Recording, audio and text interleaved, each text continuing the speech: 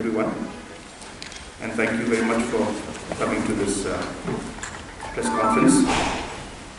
Friends, we had the cabinet meeting today, and 6 formal items were taken up in the cabinet meeting.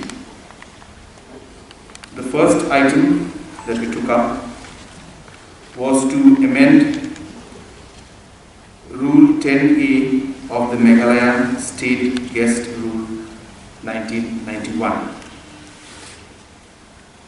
This particular amendment will allow state guests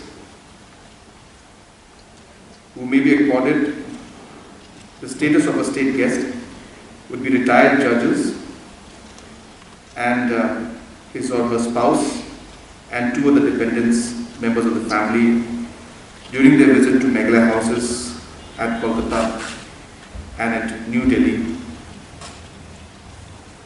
And such provisions will also be extended to former governors and former chief ministers. So this amendment was made in the Meghalaya State Guest Rule.